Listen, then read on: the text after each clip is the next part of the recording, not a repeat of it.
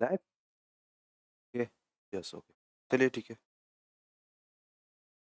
और voice check करो proper है हेलो तो प्रॉपर है ओके करते हैं।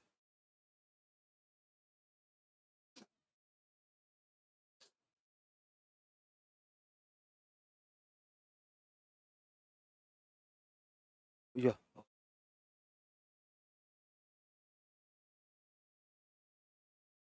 ओके इसका भी वॉइस म्यूट करना है इधर से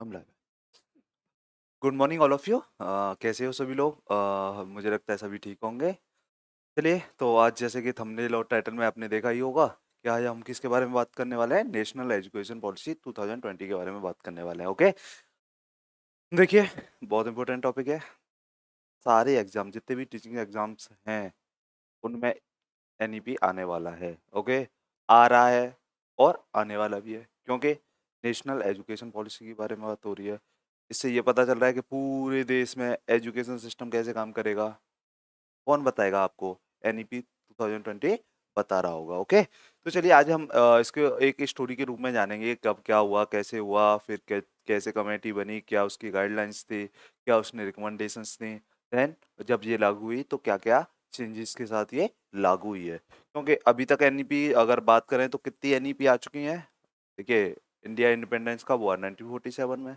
1947 में भारत आज़ाद हो गया ओके उसके बाद क्या हुआ उसके बाद यहाँ के प्राइम मिनिस्टर यहाँ के लोगों ने सोचा कि देखिए अगर एक एज अ देश हमें आगे बढ़ना है अपने आप को ग्रोथ करना है अपने आप को डेवलप्ड बनाना है तो हमारा एजुकेशन सिस्टम बहुत अच्छा होना चाहिए एजुकेशन ही एक ऐसा हथियार है जिसके द्वारा हम डेवलप कर सकते हैं आगे बढ़ सकते हैं ओके तभी तो बोलते हैं सब पढ़े सब बढ़े ले समझ में आया कि नहीं आया तो सबसे पहले जो new education national education policy आई थी वो 1968 में आई थी 1968 में आई थी ओके उसके बाद कब आई तो उसके बाद आई थी 1986 में एनईपी सेकंड ओके देन उसके बाद रिवाइज कर दिया गया एनईपी सेकंड को कब 1992 की बात है देन उतने टाइम के बाद अब एनईपी 2020 आई है ओके क्या चेंजेस है क्या है वो सब हम डिटेल में जानेंगे तो जैसे कि मैंने बोला है कि आप अपने नोट्स बनाते रहिए और पढ़ते रहिए नोट्स बनाने के मैंने बेनिफिट्स भी बताए कि अगर आप ये 1 घंटे की क्लास लोगे तो अगर आप रिवीजन करोगे तो आप 5 मिनट में वो क्लास पूरा रिवाइज कर सकते हो ओके तो चलिए आज हम बात करेंगे एनईपी की किसकी किसकी बात करेंगे एनईपी 2020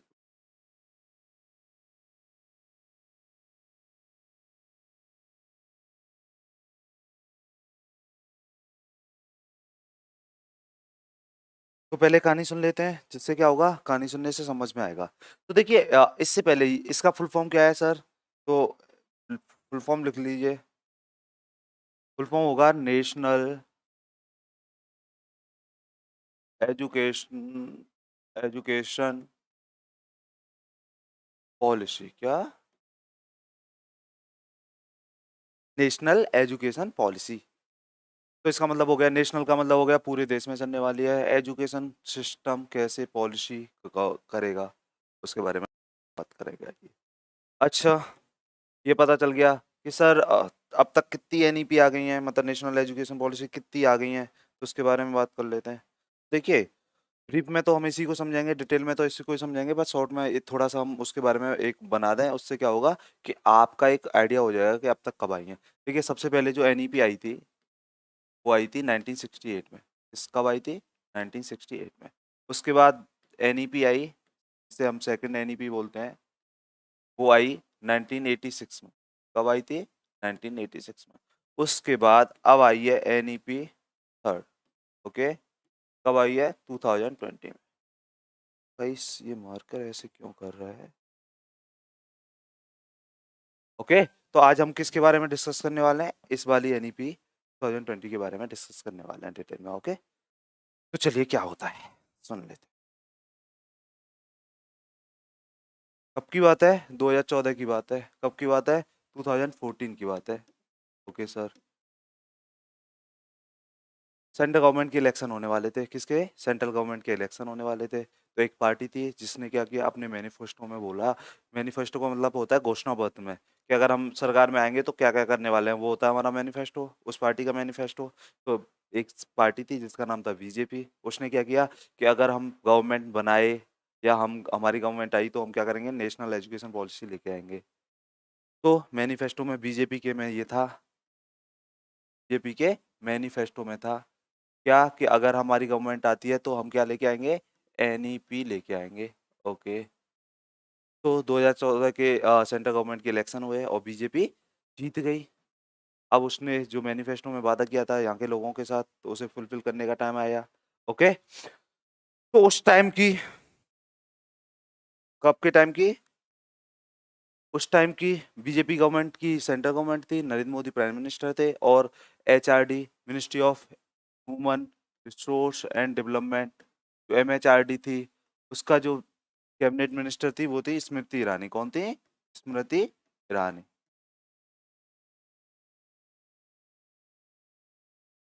एक मिनट दीजिए मुझे, ये पेन गड़बड़ कर रहा है। ओके।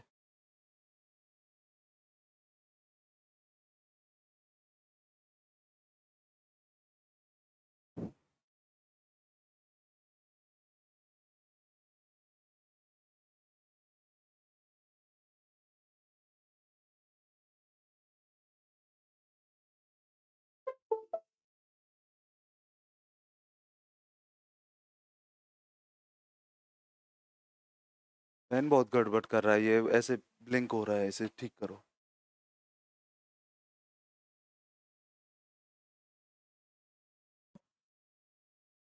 ये जो पेन है ना, लेट चल रहा है।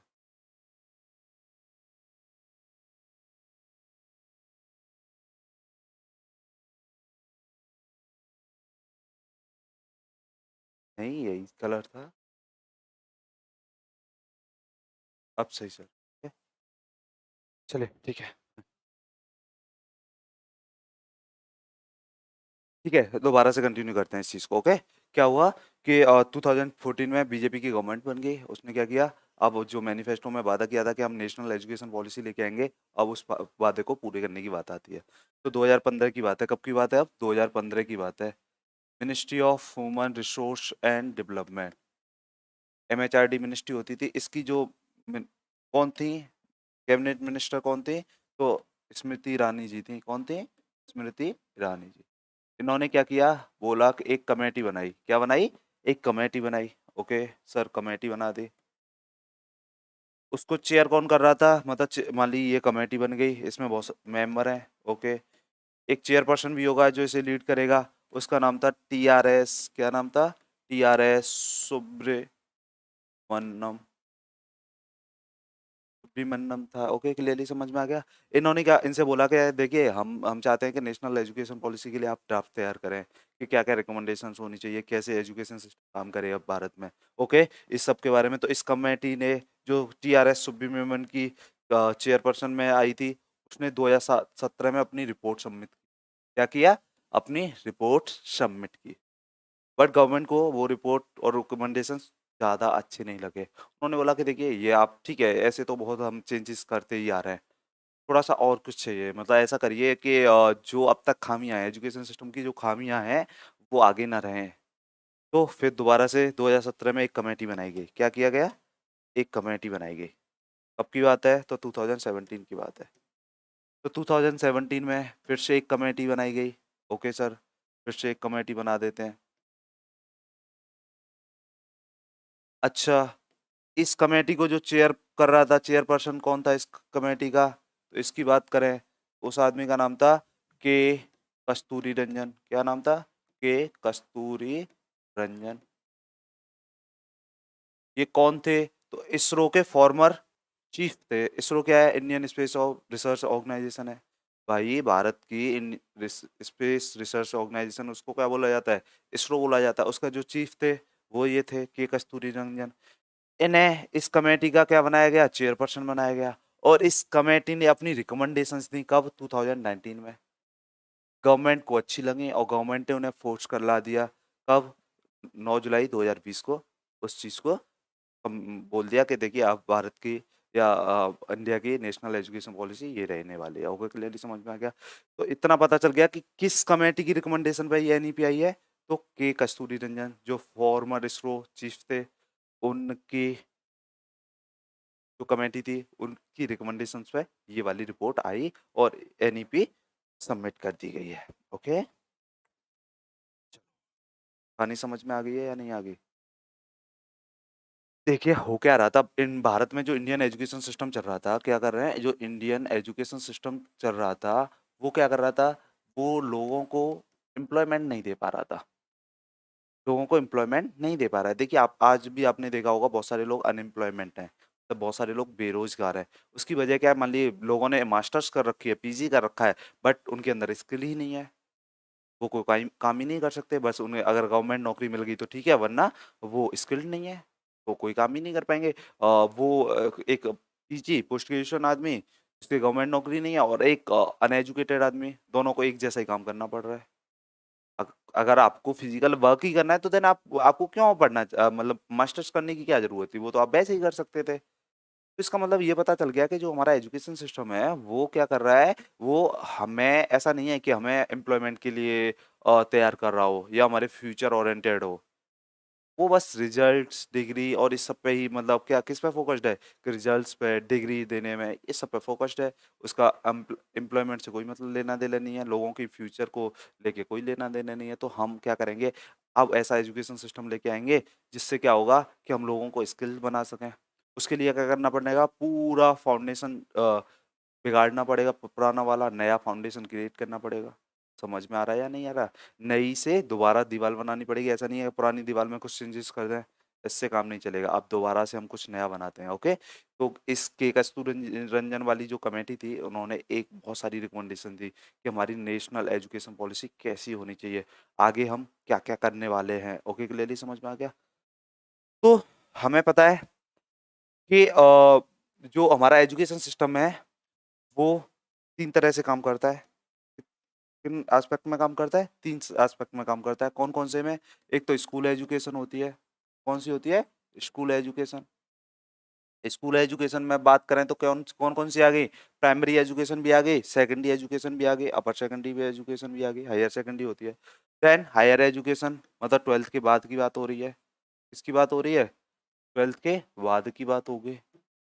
और तीसरा क्या है, टीचर एजुकेशन। टीचर एजुकेशन मतलब टीचर ट्रेनिंग प्रोग्राम के बारे में, कि टीचर कैसे बनोगे, उसके लिए भी तो आप बहुत सारे कोर्सेज होते हो। आप लोगों ने किसी ने बीएड किया होगा, किसी ने डीएलएड किया होगा, किसी ने जेवीटी किया होगा, अगर ये दिल्ली से है तो डीई किया होगा। तो इसमें क्या हो रहा है, ये there are many different courses for teaching training program, okay. तो हमें पता चल गया कि हमारा जो एजुकेशन सिस्टम काम कर रहा है वो इस फॉर्म में कर रहा है। स्कूल एजुकेशन है, मतलब जो 1 से लेके 12th तक है। देन उसके बाद क्या है, हायर एजुकेशन है, और देन क्या है, टीचर एजुकेशन है। तो इन तीनों एरिया में बहुत सारे चेंजेस किए हैं, ओके। तो उन रिकमेंडेशंस को देखेंगे। अब बात कर लेते हैं कि देखिए क्या हुआ कि जो रिकमेंडेशन दी इस कमेटी ने, जो कौन चेयर कर रहा था उसे, के कस्तूरी रंजन। क्वेश्चन पूछा जाता है, लिख लेना अच्छी तरह से, याद भी कर लेना, ओके। इस कमेटी ने क्या किया, रिकमेंडेशन दी। तो देखिए कुछ मेजर रिकमेंडेशंस थी, ओके, बड़ी वाली। तो मेजर रिकमेंडेशन की पहली बात कर लेते हैं, किसकी बात कर लेते हैं, जो मेजर रिकमेंडेशंस।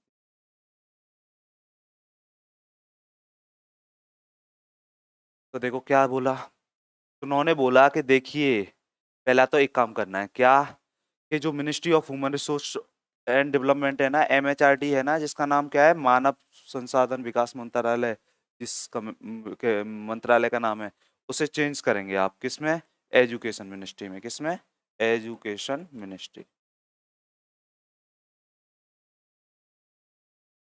मतलब क्या हो गया कि देखिए एमएचआरडी में मतलब एजुकेशन एक हिस्सा है, मतलब डिपार्टमेंट है, तो हम इतना नहीं कर रहे। देखिए education is most important, okay, of everything. अगर आप एजुकेशन नहीं दे पाए तो देन ये, तो इस क्या क्या करते हैं, इस मिनिस्ट्री का ही नाम चेंज करना पड़ेगा। किसका मिनिस्ट्री, एमएचआरडी का नाम क्या चेंज करके रख दिया, एजुकेशन मिनिस्ट्री। पहले क्या होता था, मानव संसाधन विकास मंत्री होता था, या मंत्रालय में जो मंत्री होता था। अब बट क्या है, शिक्षा मंत्रालय है। शिक्षा मंत्रालय का शिक्षा मंत्री कौन है आज के टाइम पे? धर्मेंद्र प्रधान जी है। क्लियरली समझ में आ गया? तो क्या किया, पहला चेंज तो ये किया गया, एमएचआरडी को बना दिया गया एजुकेशन मिनिस्ट्री। ओके, सबसे पहले। दूसरा क्या गया कि देखिए, जो अब तक हम 1.6% जीडीपी का, किसका, जीडीपी का एजुकेशन पे खर्च कर रहे थे, कितना खर्च कर रहे थे, पूरी जीडीपी का 1.6% खर्च कर रहे थे, किस पे, एजुकेशन पे। अब कितना करेंगे आगे से खर्च, 6% खर्च करेंगे। कितना करेंगे, 6%। सर ये जीडीपी क्या होता है? अरे जीडीपी का मतलब हो गया कि इंडिया की टोटल इनकम, भारत का पूरा जितनी कमाई है भारत देश की, वो क्या है, एक साल में भारत की जीडीपी होती है। सर भारत कैसे कमाता है, समझ में नहीं आया। अरे दो तरीके से कमाता है, एक तो डायरेक्ट टैक्स और दूसरा इनडायरेक्ट टैक्स।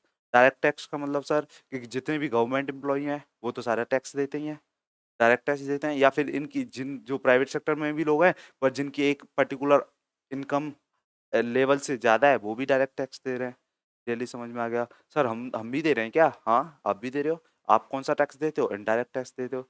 आप जो भी कंज्यूम कर रहे हो गवर्नमेंट को पैसा जा रहा है। कैसे सर? आपने बिस्किट खरीदे, हाँ सर, 5 रुपए दिए थे, हाँ सर, उसमें जीएसटी भी लगा हुआ था और एसएसटी भी लगा हुआ था। जीएसटी किसको जा रहा है? सीधा सेंट्रल गवर्नमेंट के खाते में जा रहा है। और एसएसटी किसके लिए जा रहा है? सर वो किसको जा रहा है? वो स्टेट गवर्नमेंट को जा रहा है। मतलब आप जो भी चीज कंज्यूम कर रहे हो, मान लिया आप क्या गए, फैन लेके आए, घर के लिए पंखा लेके आए, उसमें भी जीएसटी लगा हुआ है। मतलब गवर्नमेंट का एक टैक्स लगा हुआ है, वो इनडायरेक्ट टैक्स है। क्लियरली समझ में आ गया? तो डेली लाइफ में आप जो भी कंज्यूम कर रहे हो, खा रहे हो, पी रहे हो, रह रहे हो, और जो भी सुविधाओं का उपयोग कर रहे हो, एसी लगा रखा है, कुछ भी खरीद रहे हो, आप गवर्नमेंट को पैसा दे रहे हो। तो एक साल में पूरे देश से जो कमाई होती है गवर्नमेंट की, उसे बोला जाता है जीडीपी ऑफ कंट्री। क्लियरली समझ में आ गया? अब मान लीजिए कि उसका 6% किस पर खर्च होगा? एजुकेशन पर खर्च होगा। पहले कितना हो रहा था? 1.5% खर्च हो रहा था, लगभग 1.5% के आसपास खर्च होता था। अब कितना परसेंट होगा? 6%, लगभग 4 गुना, 4.5 गुना के आसपास अब इंडियन गवर्नमेंट एजुकेशन सेक्टर में डालेगी। इससे क्या होगा सर? ऐसे सोचिए, मेरी इनकम है 50,000 रुपये पर मंथ। ओके, ठीक है सर, 50,000 रुपये पर मंथ आपकी इनकम है। तो अब 50,000 के हिसाब से मैं अपने बच्चे को एजुकेशन दूंगा कि नहीं? वैसे ही स्कूल में बैठाऊंगा कि भाई मुझे बच्चे की एजुकेशन पे एक साल में खर्च करने हैं। मान ली 50 से मल्टीप्लाई करूँ, एक साल की मेरी इनकम कितनी हो गई? 55, 6 लाख के आसपास हो गई। अब मुझे पता है कि मुझे 6 लाख पूरे साल में मिलने वाले हैं। अब मैं इसका कितना खर्च कर सकता हूँ बच्चे की पढ़ाई पे? तो मैं सोचा कि इसका 10% मैं बच्चे की पढ़ाई पे खर्च करूंगा। तो कितने? 60,000। तो मैं पूरे साल की 60,000 में बुक भी आ जाए, कपड़े भी आ जाए, बस का चार्ज भी हो जाए, उसका ट्यूशन भी ऐसे ही टीचर से लगाऊंगा जो हल्का होगा। अब मान लीजिए मेरी इनकम हो जाए वही 12। अब मैं सोच रहा हूँ कि मैं 20% खर्च करूंगा। तो अब मैं 1,20,000 रुपये खर्च करूंगा, तो बढ़िया स्कूल में भेजूंगा, बढ़िया इंफ्रास्ट्रक्चर के पास भेजूंगा, बढ़िया टीचर्स अपॉइंट करूंगा ट्यूशन के लिए। वैसे ही अब सोचिए, जब 1.5% खर्च हो रहा था तो कैसा इंफ्रास्ट्रक्चर था, कैसे टीचर की ट्रेनिंग प्रोग्राम थे, समझ में आ रहा है? जैसे ही 4 गुना पैसा और भेजा जाएगा तो क्या होगा? बहुत सारे स्कूल्स बनेंगे, नए नए, नई बिल्डिंग्स बनेंगी, नया इंफ्रास्ट्रक्चर बनेगा। और क्या होगा सर? और वो टीचर्स के लिए मतलब मान लीजिए बहुत सारी जगह पे टीचर्स की कमी है, बहुत सारे टीचर्स अपॉइंट होंगे। उससे क्या होगा कि एजुकेशन का स्तर सुधरेगा। डेली समझ में आ रहा है? तो फिर दो मेजर चेंजेस क्या क्या हुए हैं? एक तो एमएचआरडी का नाम क्या बदल के रख दिया है? Education ministry. ओके। और दूसरा क्या किया है कि जीडीपी का जो 1.6% खर्च कर रहे थे, अब कितना परसेंट खर्च करेंगे? 6% के आसपास हम जीडीपी का खर्च करने वाले हैं। ओके, क्लियर है? और क्या रिकमेंडेशंस दिए हैं? तो चलिए और सारी रिकमेंडेशंस की बात कर लेते हैं।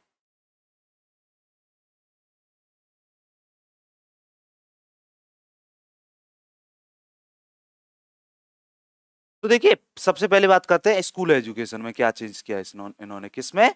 School education. स्कूल एजुकेशन का मतलब समझ रहे हो? अरे जिस इसमें प्राइमरी एजुकेशन 1 to 5 भी इंक्लूड है और 6 to 12 भी इंक्लूड है। ओके, क्लियरली समझ में आ गया? तो इसे स्कूल ही तो बोलते थे हम लोग, तो स्कूल एजुकेशन की बात हो रही है। तो देखिए, पहले जो सिस्टम चला करता था वो क्या होता था? 10+2, यही तो सिस्टम था। 1 से 10 ले, 10 तक +2, मतलब 12 हो गई। पहले जो एजुकेशन सिस्टम काम कर रहा था वो क्या कर रहा था? 10+2, 10+2 ही होता था। मतलब 1 से लेके 10 तक, फिर 11 और 12 ऐसे होता था। इन्होंने कहा कि देखिए हम इसे चेंज करेंगे। क्या करेंगे? अच्छा, बच्चे का एडमिशन कब होता था? 6 ईयर पे होता था। 6 साल का बच्चा हो जाता था तो 1 में एडमिशन हो जाता था उसका। कितने में? क्लास 1 में उसका एडमिशन हो जाता था। इन्होंने कहा देखिए इस सिस्टम को हम कन्वर्ट करेंगे, किस में कन्वर्ट करेंगे सर? तो देख लो, इन्होंने बोला कि इस पूरे सिस्टम को हम कन्वर्ट करने वाले हैं किसमें? 5 + 3 + 3 + 4 में। सर ये क्या है? अरे जोड़ो, ये 12 हो रहे थे, 10 और 2 12, पर ये 5 और 3 8 और 3 11 और 4 15, ये तो 15 साल हो गए सर। पहले तो 12 क्लासेस 12 साल में हो जाते थे। क्या अब ऐसा होगा कि 12 साल 12 क्लासेस 15 साल में करोगे? नहीं। अब इन्होंने क्या किया, बच्चे का एडमिशन कब हो रहा था पहले? 6 साल पे हो रहा था या नहीं? 6 साल के बच्चे का एडमिशन हो रहा था ना? हाँ सर, 6 साल के बच्चे का एडमिशन हो रहा था। अब इन्होंने क्या किया कि देखिए उससे पहले क्या होता था, बच्चा क्या कर रहा था, आंगनवाड़ी में जाता था। अरे अर्ली चाइल्ड केयर एजुकेशन के नाम पे आंगनवाड़ी, बाल वाटिका ये सब खुले हुए हैं कि नहीं खुले हुए हैं? तो पहले क्या है, बच्चा स्कूल से बाहर आंगनवाड़ी वाले कॉन्सेप्ट में पढ़ रहा था। अब इन्होंने क्या किया, देखो क्या करेंगे। इन्होंने कहा कि देखिए ये पहले 5 है ना, कौन से? ये पहले 5 साल हैं, उन्हें क्या करेंगे, क्या करेंगे सर? 0 0 0 1 एंड 2। सर ये 0 0 क्या है? ये केजी है सब, ये मान लीजिए यूकेजी है, ये एलकेजी है और ये नर्सरी है, ऐसे मान के चलिए। और ये क्लास 1 और 2 है, क्लास 1 और 2 है। अच्छा, अब बच्चे का एडमिशन कितने साल पे हो जाएगा? 3 साल पे बच्चे का एडमिशन ले लेंगे। 3 साल का बच्चा यहाँ पे बैठेगा, 4 साल हो जाएंगे, 5 साल, 6 साल, 7 साल, 8 साल। पहले जो, अब इन्होंने क्या किया, जो अर्ली चाइल्ड केयर एजुकेशन के नाम पे जो आंगनवाड़ी चल रहा था, जो स्कूल से बाहर चीजें थी सब, अब इन्होंने क्या किया, उसे अंदर ले आए और बोला कि देखिए अब बच्चा मेंटली प्रिपेयर हो जाता है 6 साल तक, 5 साल तक तो उसका 80% के आसपास विकास हो जाता है दिमाग का। तो हम क्या कर सकते हैं, 3 साल के बच्चे को स्कूल बुलाएंगे। ओके, क्या करेंगे? 3 साल तो वो ले ली, 0 0 0 वाली, और क्लास 1 और 2 ये भी इसी में इंक्लूड कर ली। तो पहले 5 साल ये वाले ले लिए। और क्या बोला कि ये वाला जो टाइम पीरियड है ना, कौन सा वाला? ये जो वाला टाइम पीरियड है, ये क्या है? ये फाउंडेशन ईयर है। क्या है? फाउंडेशन ईयर है। फाउंडेशन का मतलब क्या हो गया सर? हम नींव बना रहे हैं। क्या है? फाउंडेशन ईयर है ये 5 साल। कौन कौन से? 3 से लेके 8 साल तक का बच्चा, 3 से लेके 8 साल तक का बच्चा यहाँ पे होगा।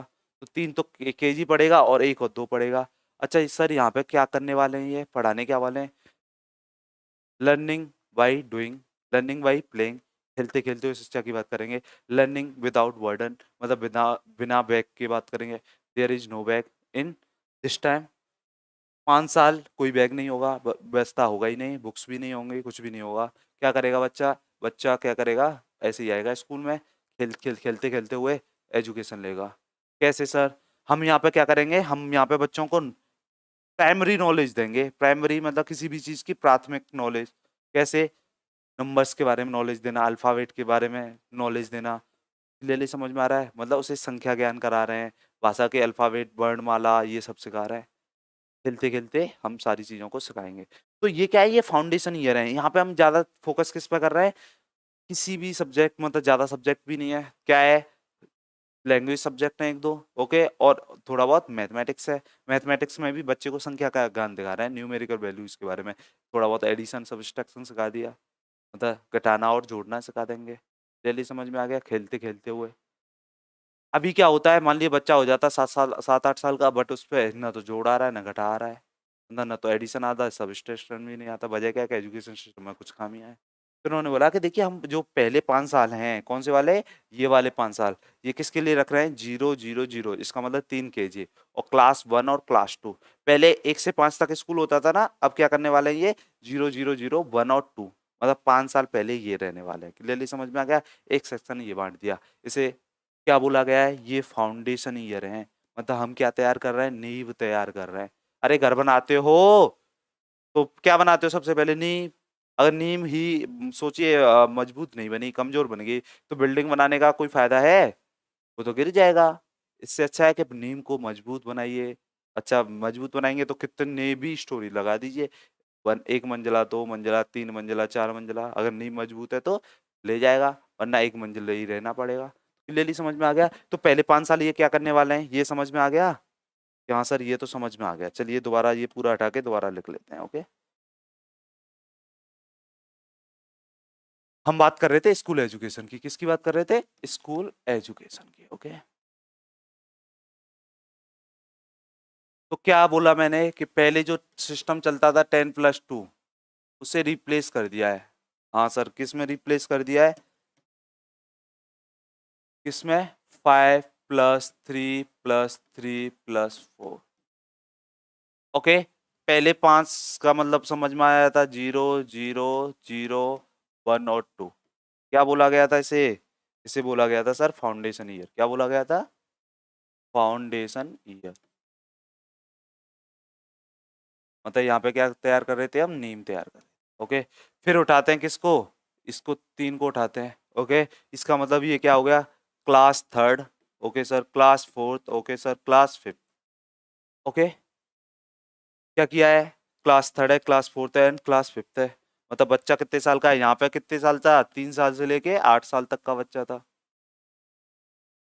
और यहाँ पे कितनी, अगर ये वाली बात है तो कितने साल का बच्चा होगा यहाँ पे? देखो, 8 तो हो गया, 9 10 11, तो 8 से लेके 11 साल का बच्चा होगा। ओके, इस टाइम पीरियड की बात हो रही है। हाँ सर, अब यहाँ पे क्या करने वाले हैं इसके बारे में भी जान लेते हैं। इस वाले टाइम को इन्होंने बोला है प्रिपेरेटरी ईयर। क्या बोला है? कि यहाँ पे हम बच्चे को प्रिपेयर कर रहे हैं, तो प्रिपेरेटरी ईयर बोला गया है। ओके, प्रिपेरेटरी ईयर बोला गया है इसको। ये हटा के पूछ देख लो।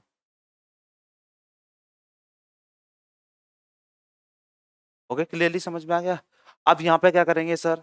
देखिए, जब कच्चा क्लास थर्ड में होगा, फोर्थ में होगा, फिफ्थ में होगा, अकेडमिक सब्जेक्ट्स होंगे। क्लियर है? हाँ सर, मैथ इंग्लिश सब कुछ होगा। ओके, ईबीएस होगी, एनवायरमेंटल साइंस भी होगी। ओके सर, ये भी होगा। बट हम यहाँ पे फोकस करेंगे लैंग्वेज सब्जेक्ट पे। क्या करेंगे? लैंग्वेज सब्जेक्ट पे फोकस करेंगे। यहाँ पे इन्होंने लागू कर दिया 3 लैंग्वेज फॉर्मूला। क्या लागू कर दिया?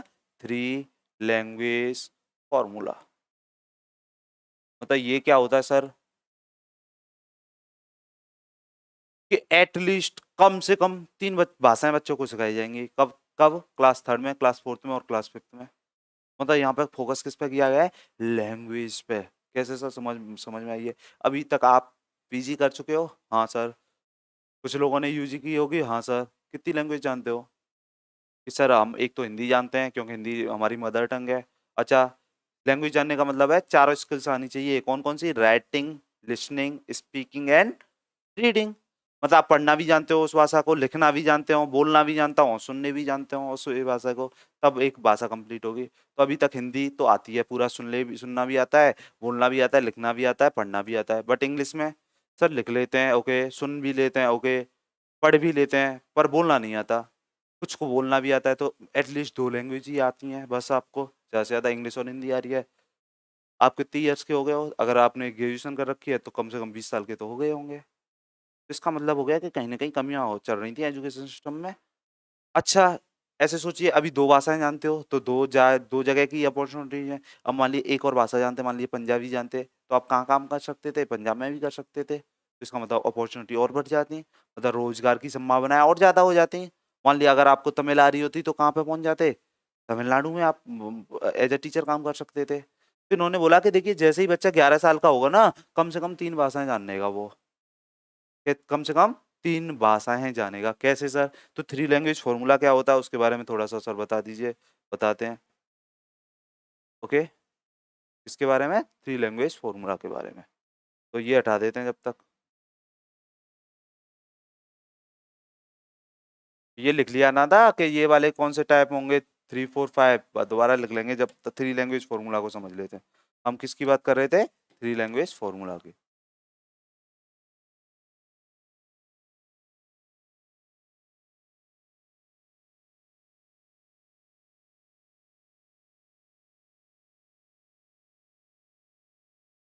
तो देखिए, पहली लैंग्वेज हो गई मदर टंग। क्या है? Mother tongue. मदर टंग का मतलब हो गया आपकी मातृभाषा।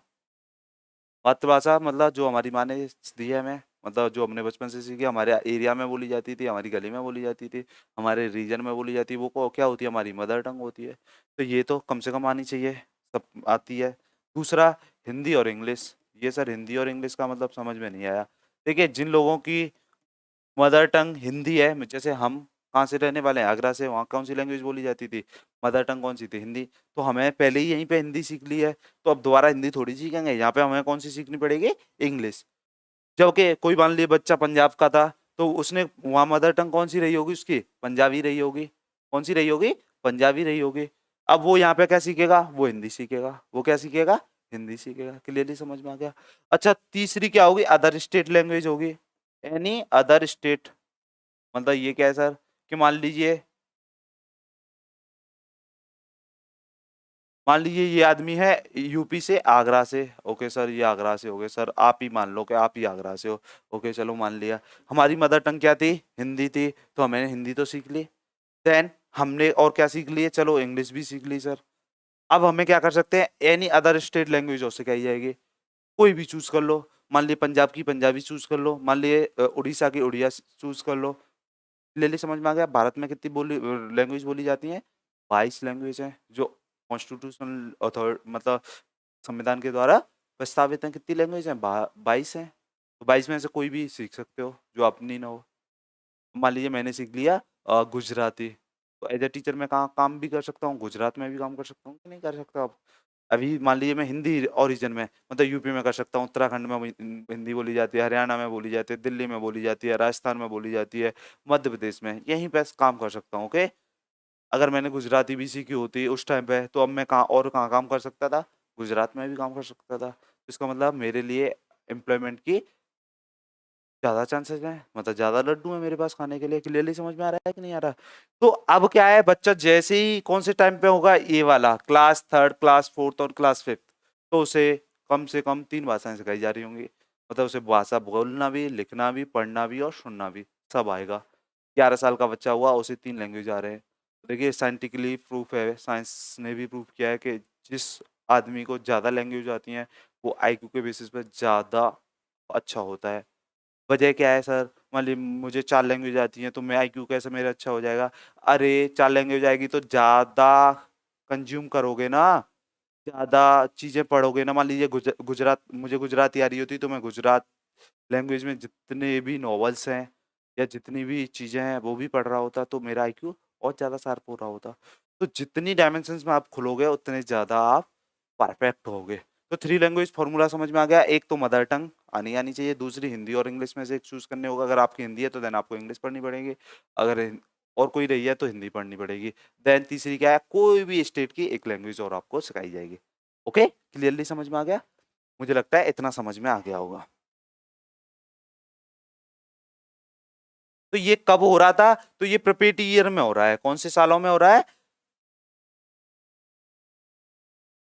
अगर इसकी बात करें तो ये कौन से साल में हो रहा है, क्लास 1, क्लास 2 और क्लास 3 में। यानी हम क्या बोल रहे थे, प्रिपेयरिटी ईयर बोल रहे थे। क्लियरली समझ में आ गया। अच्छा, इसके बाद फिर से 3 है, फिर से क्या है, फिर से 3 है।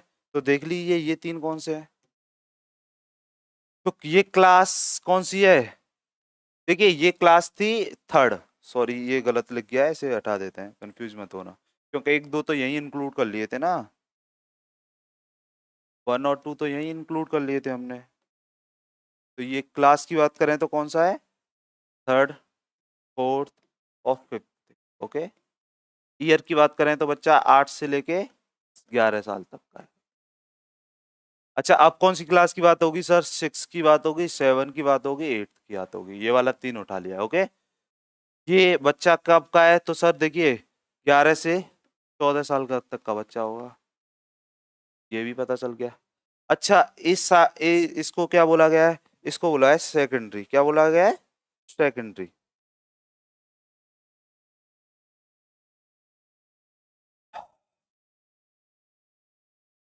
इसे सेकेंडरी ईयर बोला।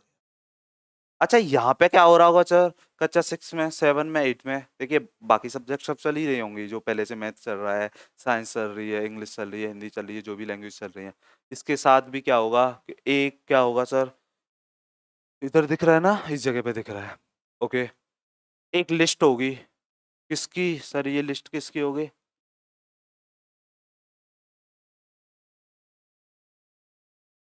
यहाँ पे सब्जेक्ट होंगी वोकेशनल सब्जेक्ट। कौन सी होंगी? Vocational subject. ये क्या होता है सर?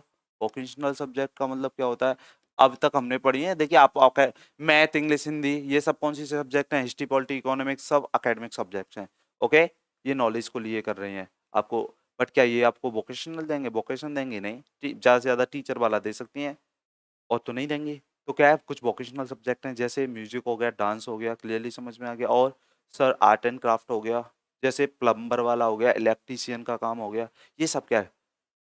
वोकेशनल सब्जेक्ट हैं। तो सारी लिस्ट होगी और बच्चों से बोला जाएगा चूज एनी वन। क्लास 6 में जैसे ही बच्चा आएगा कि भाई देखो इनमें से एक सब्जेक्ट और आपको पढ़नी पड़ेगी। कि हाँ सर, मान लीजिए मैं एक बच्चा हूँ, क्लास 6 में मेरा एडमिशन हो गया। अब मैं क्या चूज कर रहा हूँ? मैंने चूज कर लिया इलेक्ट्रीशियन। अब क्लास 6 में क्या कर रहा हूँ? मैं इलेक्ट्रिसिटी की सब्जेक्टिव नॉलेज ले रहा हूँ, कैसे बोर्ड होता है, क्या सब कुछ होता है। 7th में क्या कर रहा है? सब्जेक्टिव नॉलेज भी ले रहा हूँ और लेबोरेटरी में, स्कूल में सीख भी रहा हूँ, मतलब करके भी देख रहा हूँ उस चीज को। और क्लास 8 में क्या करूंगा? इलेक्ट्रीशियन की दुकान पर जाके इंटर्नशिप करूंगा। बीएड में बीएड करते हो, उसके बाद आपको सिखाया जाता है कि पढ़ाना कैसे है, क्या होता है, सब कुछ पढ़ा दिया जाता है। फिर उसके बाद कहाँ भेजा जाता है? इंटर्नशिप के लिए एक स्कूल में भेजा जाता है, जहाँ पे आप पढ़ाते हो, ट्रेनिंग करते हो। वैसे ही क्लास 8 में उस वोकेशनल सब्जेक्ट की बच्चे से ट्रेनिंग होगी। मान लिया एक बच्चा है जिसने क्या कर ले लिया, प्लम्बर वाला काम ले लिया। प्लम्बर मतलब जो पानी का कप, पानी की टंकी और टैप वप ये सब फिट करते हैं। अब उसने क्या किया, क्लास 6 में सीखा, अच्छा ये सब होता है, ऐसे ऐसे किया जाता है। 7th में स्कूल में ही ट्रेनिंग कर रहा है वो। 8th में क्या है, किसी प्लम्बर के साथ असिस्ट कर रहा है उसे। मान ली किसी ने बिजनेस ले लिया, तो क्या सीख रहा है? बिजनेस क्या होता है, कैसे किया जाता है, सब कुछ सीख रहा है 6 7th में। 8th में क्या है, किसी दुकान पे जाके बैठ रहा है, फ्री में इंटर्नशिप कर रहा है, वहां से सर्टिफिकेट मिलेगा, उस दुकान वाला उसे सर्टिफिकेट देगा कि इस आदमी ने मेरे साथ 2 महीने ट्रेनिंग की है। इससे क्या होगा सर? 8 साल का बच्चा है, 11 साल से लेके, सॉरी 11 से 14 साल का, जैसे ही 14 साल का बच्चा हो जाएगा और वो क्लास 8 पास करेगा, उसके पास एक वोकेशनल सब, वोकेशन के लिए एक स्किल होगी। मान लीजिए जैसे मैंने क्लास 8 में जैसे ही मैं निकला तो मैं क्या बन गया? इलेक्ट्रीशियन। क्या बाहर नहीं करूंगा तो अपने घर वाला जो 500 600 ले जाता है वो तो बचा ही लूंगा। दूसरा, अगर मान लीजिए मेरे पास टाइम है, इवनिंग पार्ट टाइम जॉब कर सकता हूँ अपनी एजुकेशन के साथ, क्योंकि मेरे पास क्या है, एक स्किल है। कोई आदमी जिसने मान लीजिए आर्ट एंड क्राफ्ट का काम सीखा, तो वो क्या कर सकता है? आर्ट एंड क्राफ्ट, मान लीजिए गर्ल्स के लिए, क्या गर्ल्स ने क्या कर लिया, कुछ लड़कियों ने क्या सीखा, डिजाइनिंग, मतलब कपड़े सिलना सीखा। अब वो क्या है, जैसे ही 14 साल की होंगी उसके पास उसे आता है कपड़ा सिलना। अब वो क्या कर सकती है? पार्ट टाइम पैसा कमा सकती है। इलेक्ट्रीशियन, प्लम्बर हो गया, मान लीजिए कोई कुछ भी, जितने भी वोकेशन होते हैं, जितने भी सोर्स हैं इनकम के, मतलब पैसा कमाने के, आप काम कर सकते हो। इसका मतलब हो गया जैसे ही अब बच्चे 14 साल का होगा, अब वो पैसा कमा सकता है, मतलब उसके अंदर स्किल है कि वो पैसा कमा ले। बट अभी तक क्या है, आप पीजी हो जाते हो, ज्यादा से ज्यादा टीचर बन जाओगे। भाई ज्यादा से ज्यादा अभी प्राइवेट ट्यूशन ही कर सकते हो, और कुछ कर सकते हो? अगर आपने कोई और मान लिया अभी क्या है, या किसी ने प्रैक्टिकल नॉलेज ले ली हो, कपड़े सिलना खुद से सीख लिया हो, या किसी से सीख लिया हो, वो अलग बात है। बट क्या आपकी स्कूल ने ये सिखाया आपको? नहीं ना। क्या आपकी एजुकेशन में ऐसा कुछ सिस्टम था? नहीं ना। अब क्या होगा, 100% हर बच्चे के पास एक स्किल होगी। हर बच्चे के पास कोई ना कोई काम करने का तरीका होगा, जिसकी वजह से वो क्या करेगा, पैसे कमा सकता है फ्यूचर में। मान लिया अगर गवर्नमेंट जॉब नहीं लगती तो उसके पास एक स्किल है जिसकी वजह से वो क्या है, खा पी करेगा। जल्दी समझ में आ गया कि नहीं आ गया? तो ये वाला 6 7 8 में क्या हो रहा है, यहाँ एक वोकेशनल सब्जेक्ट ऐड हो गई है। क्या हो गया है? वोकेशनल सब्जेक्ट ऐड हो गई है। मतलब 14 साल के बच्चे के पास रोजगार के लिए स्किल है उसके अंदर। क्लियरली समझ में आ गया? चलिए, फिर फिर क्या बचा, उठा लेते हैं सर। फिर लास्ट बचा है फोर्थ, वो वाला भी उठा लो। तो फोर्थ का मतलब हो गया, यहाँ 9th क्लास, यहाँ 10th क्लास, यहाँ 11th क्लास, और यहाँ 12th क्लास। अच्छा सर, इसे नाम क्या देंगे? सर इसे नाम देंगे सीनियर सेकेंडरी। क्या बोलेंगे? Senior secondary year. अच्छा सर, यहाँ पे क्या करने वाले हैं ये? अच्छा बताते हैं, देखो क्या करने वाले हैं, ये हटा दें, ये सब हटा देते हैं। मुझे लगता है आपने लिख लिया होगा। 9th 10th 11th 12th, अगर एज की बात करें तो, एज की बात करेंगे तो 14 साल से लेके बच्चा कितने साल तक है, 18 साल तक का बच्चा। जल्दी समझ में आ गया? ये हटा देता हूँ, देखो।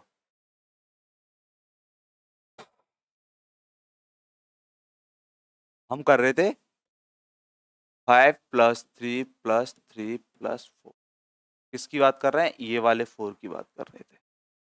तो ये 4 क्या का मतलब क्या था? 9, 10, 11 और 12। अब देखो यहाँ पे क्या होगा। जैसे आप यहाँ पहुंचते हो देन आप समझते हो स्ट्रीम बढ़ जाती हैं, डिसिप्लिन्स बढ़ जाते हैं। Science stream, art stream, commerce stream. Sir ये क्या होता है? अरे ऐसे बच्चे जिनका मैथ वीक होता है उन्हें क्या मैथ अच्छा होता है उन्हें साइंस स्ट्रीम मिल जाती है, मैथ के साथ और भी सब्जेक्ट पढ़ने मिल रहे हैं, साइंस वगैरह ये सब। जिनका मैथ अच्छा नहीं होता उन्हें आर्ट या कॉमर्स दे दी जाती है। समझ में आ रहा है? ऐसे ही तो होता है। मान ली आर्ट स्ट्रीम है तो ये सब्जेक्ट पढ़नी पड़ेंगी, कॉमर्स है तो ये पढ़नी पड़ेंगी और साइंस है तो ये पढ़नी पड़ेंगी। इससे क्या हो रहा है? मान लीजिए किसी की लैंग्वेज सब्जेक्ट इंग्लिश बहुत अच्छी थी और मैथ भी अच्छा था, बट आगे चल के वो क्या कर रहा है? मैथ के साथ मैथ साइंस ही पढ़ेगा, इंग्लिश नहीं पढ़ पाएगा, बिकॉज डिसिप्लिन बटा हुआ है। इससे क्या हो रहा है? मतलब इक्वलिटी की भी भावना नहीं होती। स्कूल में देखो तो साइंस वालों को ज्यादा इंपॉर्टेंस मिल रही होती है comparison to arts and commerce. क्या हो रहा है ये? तो यहीं पे हम इक्वलिटी नहीं कर रहे। एजुकेशन सिस्टम में ये खामियां है। तो इन्होंने क्या किया कि देखिए सब सब्जेक्ट इक्वल है। क्या है? सब सब्जेक्ट इक्वल है। Here is no discipline. अब क्या है? बच्चा 9 और 10 में होगा तो उससे बोल दिया जाएगा कि चूज एनी 6। क्या? कोई भी 6 चूज कर लो। मैथ के साथ इंग्लिश पढ़ लो, नो प्रॉब्लम। मैथ के साथ म्यूजिक पढ़ो, कंप्यूटर पढ़ो, जो पढ़ना है पढ़ो। मतलब कोई भी 6 ले लो। मतलब मुझे पॉलिटी पढ़नी है, इंग्लिश पढ़नी है, ओके सर, साइंस पढ़नी है, मैथ पढ़ना है और लैंग्वेज सब्जेक्ट मैंने पहले पढ़नी है, अब नहीं पढ़ रहा मैं। ऐसा भी कर सकता हूँ मैं। तो इसका मतलब क्या हो रहा है कि कोई भी 6 चूज कर लो आप। कोई स्ट्रीम नहीं है। मतलब मैथ के साथ जरूरी है साइंस पढ़ना? नहीं पढ़ो।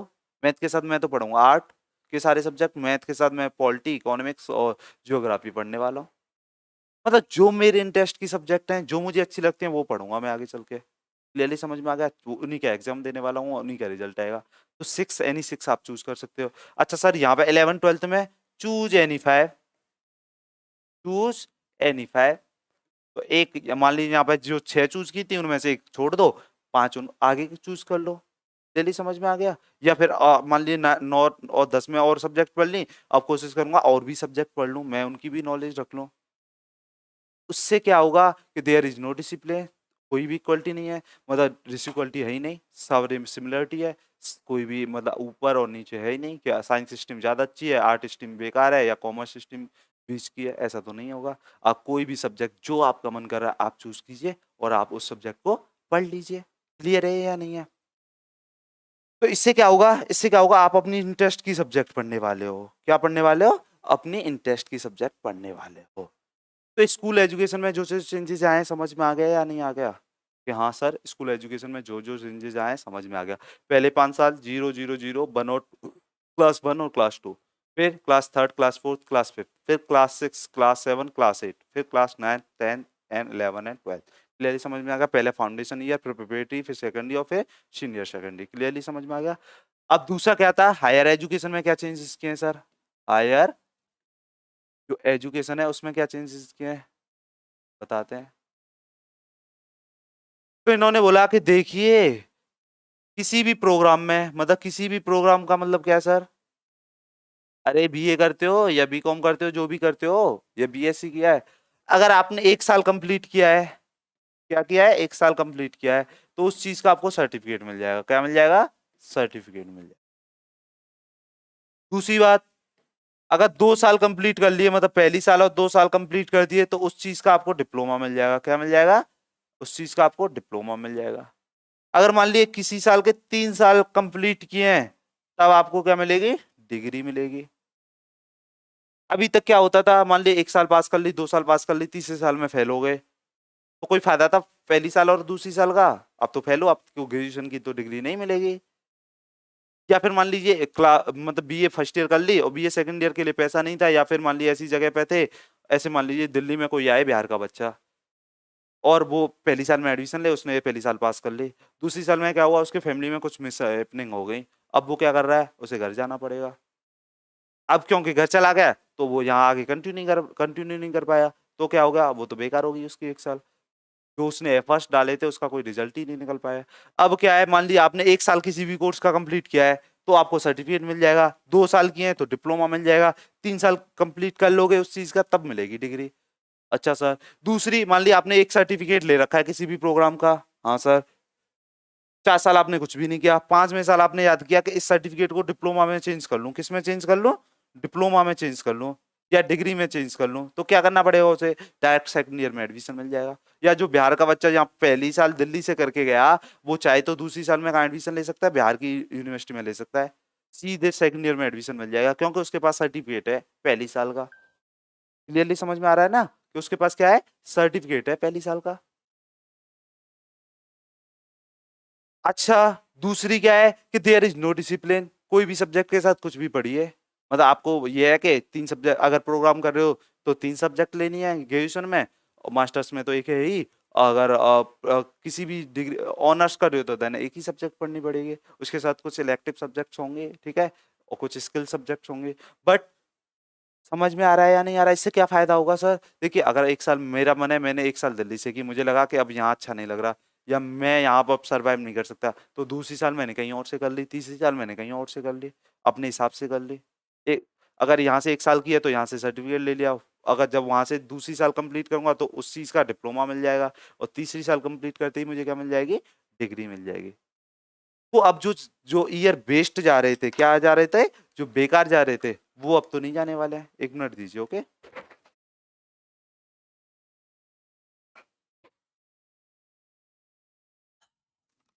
चलिए, अब तो वो बेकार नहीं जाने वाले हैं, ओके। उससे बेनिफिट क्या होगा? जो आपने एफर्ट्स डाले हैं उसके आपको रिजल्ट्स मिल जाएंगे। जितना खाया उतने का सर्टिफिकेट है आपके पास। 2 साल खाया है तो डिप्लोमा है, 3 साल खाया है तो पूरी डिग्री मिल है, ओके। क्या है? क्रेडिट्स मिला करेंगे, okay, there is no pass fail. Credits मिला करेंगे, वो स्कोर जुड़ जाया करेगा। अगर कम क्रेडिट्स हैं तो देना यू फेल, अच्छे क्रेडिट्स हैं तो पास हो जाए। क्लियरली समझ में आ गया? तो हायर एजुकेशन में क्या चेंजेस किए हैं? देयर इज नो डिसिप्लिन, मतलब ऐसा नहीं है कि मैथ है तो फिजिक्स और केमिस्ट्री करनी पड़ेगी ना। बीएस, जैसे मैंने बीएससी किया था तो मैथ के साथ फिजिक्स और केमिस्ट्री मिले। चलिए, मैथ और फिजिक्स तो मुझे अच्छा लगता था, केमिस्ट्री अच्छा नहीं लगता था। इससे अच्छा तो होता मैं केमिस्ट्री की जगह साइकोलॉजी पढ़ लेता उसी टाइम। अगर मेरे पास ये वाला सिस्टम होता तो पढ़ लेता या नहीं पढ़ लेता, तो मुझे बाद में पढ़ना पड़े। तो इससे क्या होगा कि जो आपकी इंटरेस्ट सब्जेक्ट है वो आप ही पढ़ो, और अगर 1 साल कहीं से किया है तो सर्टिफिकेट मिल जाएगा, 2 साल कहीं कर ली तो डिप्लोमा मिल जाएगा, और 3 साल कर लिए तो क्या मिल जाएगा? डिग्री मिल जाएगी। अच्छा सर, ये भी पता चल गया कि ये हायर एजुकेशन में क्या चेंजेस करने वाले हैं। अच्छा, तीसरी बात है, हमने किसकी बात कर लेते हैं? टीचर एजुकेशन में। किसकी बात कर रहे हैं? टीचर एजुकेशन में क्या चेंज करेंगे? तो देखिए, अब तक क्या है, अब तक बहुत सारे टीचिंग प्रोग्राम्स हैं, जैसे अलग अलग स्टेट के अलग अलग हैं। यूपी में करो तो डीएलएड करना पड़ेगा सर। अच्छा, राजस्थान में करो तो जेपीटी, दिल्ली में आ जाओ तो डी, हरियाणा में और कुछ नाम बोलते हैं, उत्तराखंड में और कुछ नाम बोलते हैं, अलग अलग प्रोग्राम्स हैं। या फिर बीएड है। सब खत्म कर दिया। क्या कर दिया? सब खत्म कर दिया। अब क्या होगा सर? ओनली बीएड होगी। क्या होगी? ओनली बीएड होगी। मतलब सारे कोर्सेज कंप्लीट खत्म करके बीएड होगी, हाँ सर।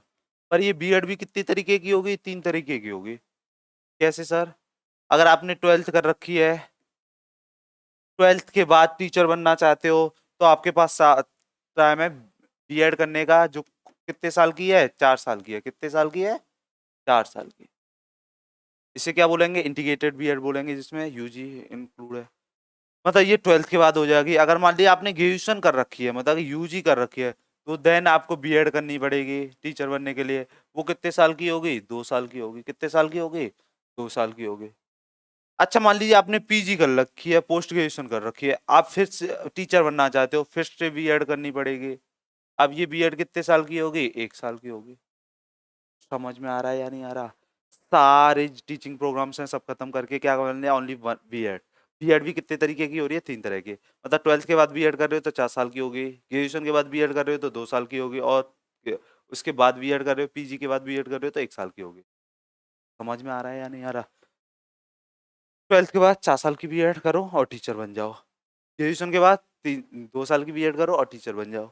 अगर आपने पोस्ट ग्रेजुएशन कर रखी है, उसके बाद टीचर बनना है, तो 1 साल की बीएड करो और आप टीचर बन सकते हो। ले लिया, टीचर के लिए एलिजिबल हो जाओगे आप। इससे क्या होगा कि देखिए, जो बच्चे सीधे उन्हें उन्हें सोचा उन्हें मुझे कुछ भी नहीं, बस मुझे तो टीचर ही बनना है, तो वो क्यों ग्रेजुएशन, क्यों पोस्ट ग्रेजुएशन करें? वो सीधे भाई यहाँ पे अगर कर रहे हो तो 3+2 5 साल खर्च हो रही है। यहाँ पे 3, देखो 3 इसके 2 उसके 5, यहाँ पे 3 ग्रेजुएशन के, 2 पीजी के 5 और एक 6। तो यहाँ से कर रहे हो तो 5 साल, यहाँ से कर रहे हो तो 6 साल, और इधर से 4 साल में हो रही है।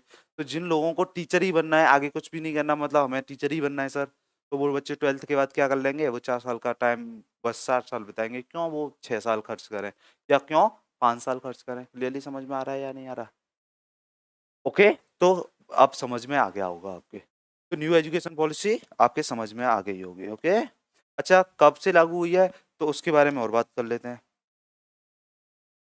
तो 9 जुलाई, कब की बात है, 9 जुलाई 2022 को ये लागू हो गई थी इंडिया में। ओके, इसकी बात कर रहे हैं, इन फोर्स की बात कर रहे हैं, ये इन फोर्स, मतलब इन फोर्स का मतलब होता है लागू होना। क्या? NEP 2020 क्लियर है या नहीं है? चलो थोड़ा 5 मिनट में जल्दी से रिवाइज करते हैं। ओके सर, देखिए 2014 की बात है, इलेक्शन होने वाले थे किसके, इंडियन गवर्नमेंट के, कि देश की संसद में कौन बैठने वाला है। ओके, तो एक पार्टी थी बीजेपी, जिसने अपने मैनिफेस्टो में वादा किया लोगों से, भारत के लोगों से, कि अगर हमारी सरकार बनती है तो हम क्या करने वाले हैं, नेशनल एजुकेशन पॉलिसी लेके आने वाले हैं। ओके सर, जैसे बीजेपी की गवर्नमेंट बन गई 2014 के बाद, आपको पता है नरेंद्र मोदी प्राइम मिनिस्टर बन गए, तो एक मिनिस्ट्री होती थी MHRD, ministry of human resource and development, मानव संसाधन विकास मंत्रालय। उसकी जो हेड थी या मंत्री थी, केंद्रीय मंत्री थी, कौन थी, स्मृति ईरानी। उन्होंने एक कमेटी गठित की और बोला कि देखिए हम चाहते हैं कि नेशनल एजुकेशन पॉलिसी आएगी, और उन्होंने एक TRS सुम्मी मेमन को उसका चेयरपर्सन बनाया और बोला कि देखिए आप बताइए कि क्या क्या हम चेंजेस कर सकते हैं जिससे ये वाली जो अनएम्प्लॉयमेंट की और बहुत सारी प्रॉब्लम्स हैं इनसे बचा जा सके। तो उस कमेटी ने जो इसकी थी, TRS सुब्रमण्यम के जो चेयरपर्सन थी, उस कमेटी ने 2017 में अपनी रिकमेंडेशंस दी। तो कुछ चेंजेस के साथ आई वो, बीजेपी गवर्नमेंट ने देखा कि इससे काम नहीं चलेगा और भी चेंजेस करने पड़ेंगे। ओके, तो देन क्या किया, एक फिर से कमेटी बनाई गई 2017 में। चेयरपर्सन किसको बनाया गया, के कस्तूरी रंजन, नाम याद रखना, के कस्तूरी रंजन, क्योंकि बार बार पूछा जाएगा। टोटल मेंबर कितने थे, 9 मेंबर थे, इंक्लूड चेयरपर्सन, मतलब 8 और थे और एक के कस्तूरी रंजन थे। इस वाली जो कमेटी ने रिकमेंडेशन दी, कब दी, 2019 में सबमिट की, गवर्नमेंट को अच्छी लगी और उन रिकमेंडेशंस को न्यू एजुकेशन पॉलिसी बना दिया गया, मतलब ड्राफ्ट तैयार कर दिया गया उन्हीं रिकमेंडेशन के बेसिस पे। और कब लागू कर दिया, 9 जुलाई 2022 को, सॉरी 2020 को, 9 जुलाई 2020 को उस चीज़ को लागू कर दिया। उसे बोला जाता है नेशनल एजुकेशन पॉलिसी 2020। क्या क्या चेंजेस किए हैं समझ में आ गया होगा। दो मेजर चेंजेस थे, एक तो MHRD जो ministry of human resource and development होता था, उसे चेंज करके क्या कर दिया गया, एजुकेशन मिनिस्ट्री। और जो हम GDP का 1.6% के आसपास एजुकेशन पे खर्च करते थे, अब कितना करेंगे, 6% के आसपास GDP का एजुकेशन पे खर्च होगा एक साल में। ओके, क्लियरली समझ में आ गया, ये भी समझ में आ गया। और भी रिकमेंडेशंस थी, स्कूल एजुकेशन में क्या चेंज किया है, 10+2 को बना दिया 5+3+3+4 में, 5+3+3+4 में, पहले 5 0 0 0 1 और 2। जल्दी समझ में आ गया क्या बोला है, फाउंडेशन ईयर। फिर class third, class fourth, class fifth, इसे क्या बोला है, प्रिपरेटरी ईयर। फिर क्लास 6, क्लास 7, क्लास 8, इसे क्या बोला है, सेकेंडरी ईयर। देन 9 10 11 12 को सीनियर सेकेंडरी। ओके, क्लियरली समझ में आ गया। तो जो पहले 10+2 था उसे 5+3+3+4 में चेंज कर दिया है।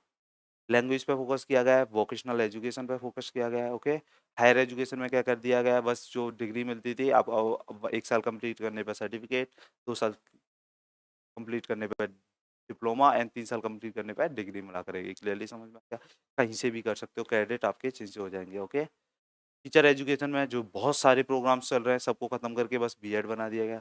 12th की बात करते हो तो 4 साल की होगी, ग्रेजुएशन की बात करते हो तो 2 साल की होगी, और पोस्ट ग्रेजुएशन की बात करते हो तो 1 साल की होगी।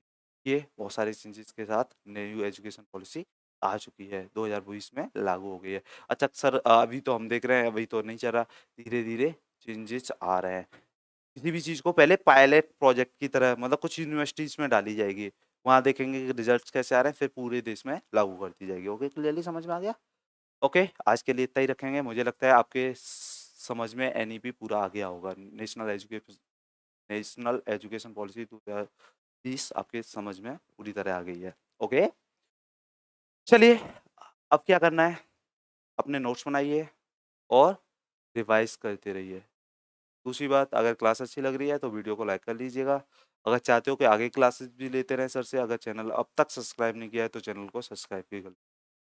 और ऐसे लोगों के साथ जो आपके सगे संबंधी हैं, आपके रिलेशन में हैं और वो भी टीचिंग एग्ज़ाम्स की प्रिपरेशन कर रहे हैं, तो देन आप उन तक ये वीडियो शेयर भी कर सकते हो, ओके?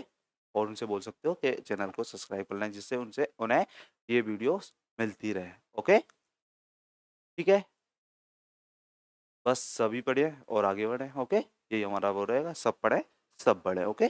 चलिए, thank you all of you, bye.